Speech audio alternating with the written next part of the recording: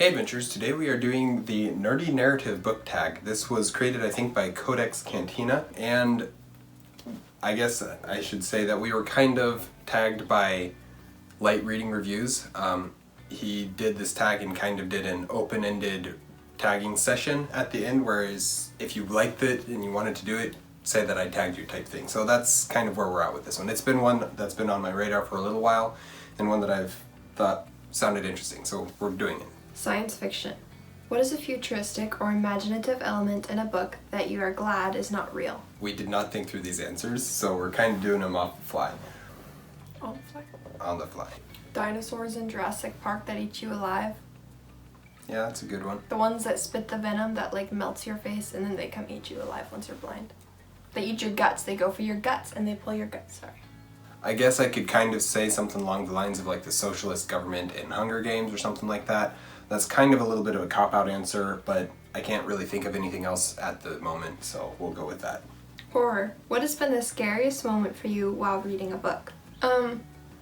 This is more recent and very superficial, and it's not been related to the actual book. I don't know if there's a lot of books I've read that I've been frightened by the contents, even, yeah, that doesn't seem applicable to me. But I was reading outside and a big antenna beetle flew over my head and I heard the beetle clicking sound and it was a little terrifying.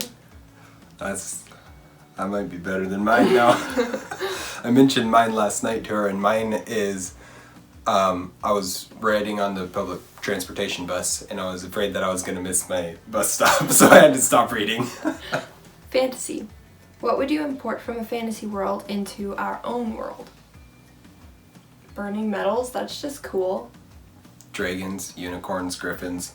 Careful with the dragons. Any of those three I'd be okay with. Careful with the dragons. Careful with the griffins. Griffins are cool though. I guess probably unicorns would be the safest bet, except that people would hunt them and then take their unicorn horn and they would cause all sorts of plagues. Or the My Little Pony would get up a PETA group or something to save the unicorns. My poo. My Little Pony unicorns. Comic and manga. What's a comic you enjoyed or one you have wanted to check out? For me, it's probably The Flash Volume 2 written by Jeff Johns. This is just the most recent comic I've read and I enjoyed it. I know one of my favorite comic books, I guess, in the past has been like the Fantastic Four. So I'd be interested to go back and reread those old ones that I used to love.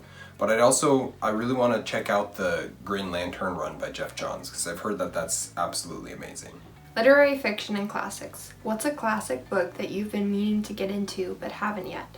I'd say either Villette by Charlotte Bronte, it's the one Bronte sister book I own that I haven't read yet, or Pride and Prejudice by Jane Austen, just because I've read about half of that and I didn't finish it, and because I was bored by it, and I'm interested to see if I could get through it with a second read.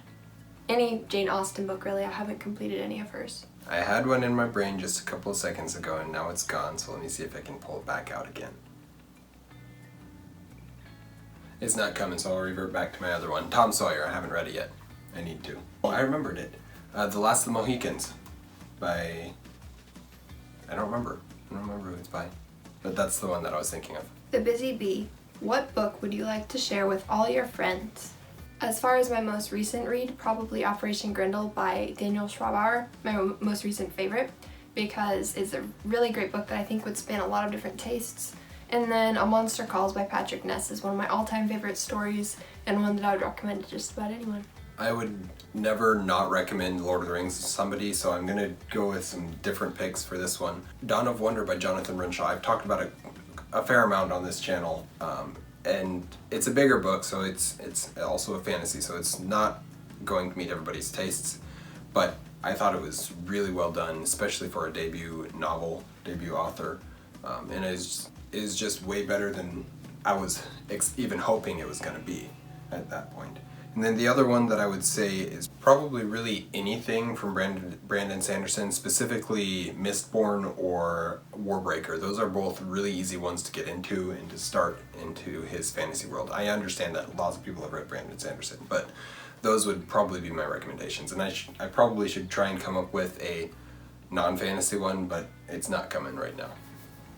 Influencer. If you could have influenced an author to make a different decision in a book, what would it have been?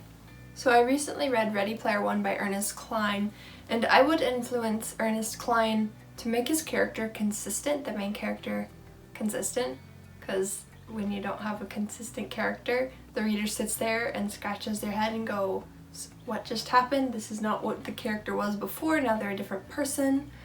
And also, I would influence him to put a theme in his book. I don't have a good answer off the top of my head. I guess I could say A Time to Die. I would have maybe influenced Nadine Brandes, the author, to not write in first person, because I don't love first person. But that's the only thing I can think of at the moment, so... It's funny, our answers are so very opinionated. The birthday wish. What book do you want for your birthday?